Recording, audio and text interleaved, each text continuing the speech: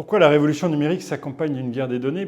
C'est précisément parce que les données sont le pétrole du XXIe siècle et sont ce qui permet à l'ensemble des modèles, et notamment des grands modèles d'intelligence artificielle, de se nourrir, de s'optimiser et de fonctionner de manière de plus en plus précise et de rendre des services dans des domaines de plus en plus grands.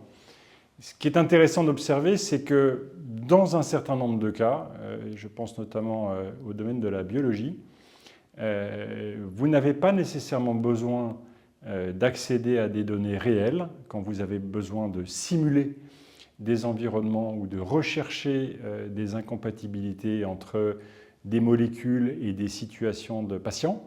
Vous pouvez parfaitement générer ce qu'on appelle des données synthétiques qui vont vous permettre d'explorer l'univers des cas de manière beaucoup plus large et beaucoup plus sécurisée que si vous aviez accès à des données de patients. Ce qui veut dire que la bataille des données ne va pas uniquement se livrer autour de la protection nécessaire et indispensable de la vie privée, elle va se livrer également autour de la capacité à générer des données de qualité ou à nettoyer des jeux de données existants pour les rendre pertinentes, de manière, encore une fois, à entraîner la plupart des modèles, dont les résultats, à leur tour, permettront d'entraîner la génération suivante des modèles.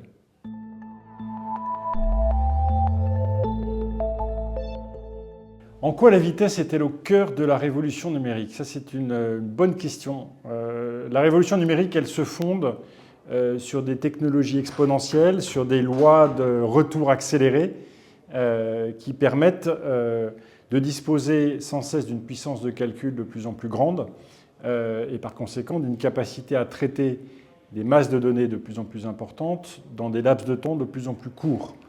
La vitesse est une des sources, depuis toujours, de l'avantage compétitif qui définit le terrain de jeu de l'économie libérale dans lequel des inventeurs ont la possibilité, parce qu'ils sont les premiers à avoir inventé quelque chose, à protéger ces inventions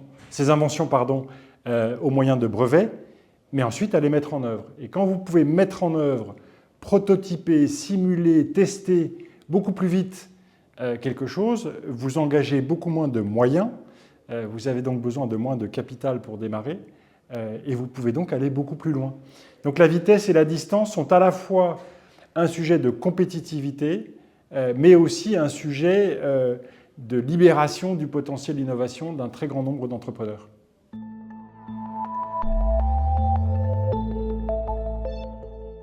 La question, c'est de savoir si les machines feront un jour tout ce dont les humains sont capables. Et quelle est la part qui reste consubstantielle à l'humanité? C'est une question qui est difficile et pour laquelle, à mon sens, l'enjeu principal, c'est celui de la présence.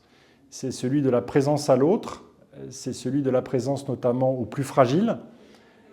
Et ce sont des moments d'accompagnement dans lesquels on voit très bien que les personnes qui exercent ces métiers ne s'occupent que d'une personne à la fois.